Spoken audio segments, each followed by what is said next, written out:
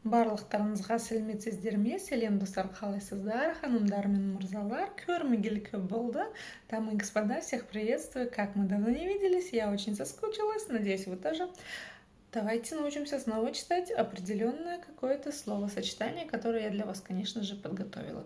И сегодня вот из этой вот книжки, ничего из головы я пока не беру, то есть все проверено.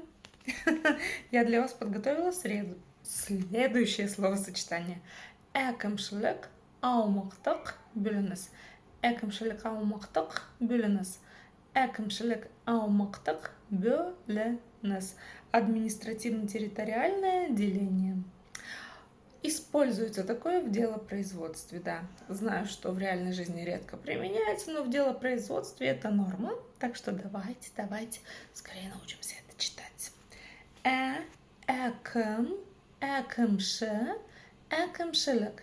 Если смотрели мои предыдущие видео, то вы уже знаете, как прочитать перевернутую букву Е. Но если вдруг не видели, давайте я вам снова объясню. Чтобы прочитать перевернутую букву Е, за основу нужно взять не перевернутую букву Я. Да-да-да, букву Я обыкновенную. И когда мы ее произносим, изначально мы слышим и краткую. Так вот, в казахском языке чуть-чуть другое звучание. И кратко убирается и оставляется звук Например, как в слове няня убираем согласную, буква Я звучит именно как казахского алфавита. Все? Думаю, легко и просто, да? Әкім, әкімші, әкімшілік. Дальше везде палочки с точкой. Это нечто среднее по звучанию между буквами и И, именно по мягкости. Буква это очень твердо, буква И это очень мягко, а вот палочка с точкой это ровно то, что нам необходимо.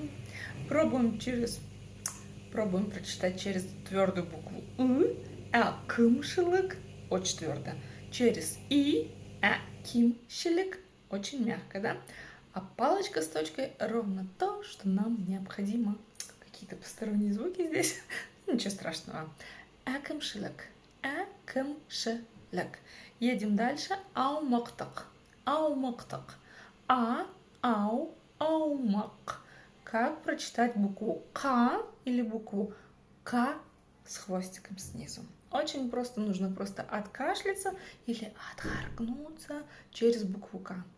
Вот такие вот дела. Аумақ, аумақтық. Буква в отличие от русской версии, читается очень коротко. Аумақтық. Әкімшілік аумақтық. Әкімшілік аумақтық. И дальше слово бөлініс. Бөлініс. Как прочитать букву О с черточкой посередине? Все очень просто. За основу нужно взять букву Ё. Когда мы произносим букву Ё, например, в слове пёс, да? Нет, не так. Когда мы произносим букву Ё, изначально мы слышим и краткую, например, в слове ёлка, да? Ё. И кратко идет, а потом уже буква, так скажем, звук Вот этот звук нам и нужно использовать. Либо вот слово пёс, убираем букву П, и буква Ё звучит именно как Надеюсь, вы это заметили. Вот это вот мы и должны использовать. Буква О это очень твердо, буква Ё это очень мягко, плюс еще и кратко здесь добавляется, да, а вот ровно то по мягкости, что мы и должны использовать в казахском языке. Бөлініс.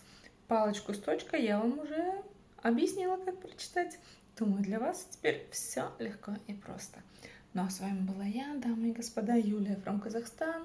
Да, забыла полностью еще раз прочитать. Әкімшілік аумақтық бөлініс. Әкімшілік аумақтық бөлініс. Ну а с вами была я, Юлия from Казахстан, и увидимся в следующий раз.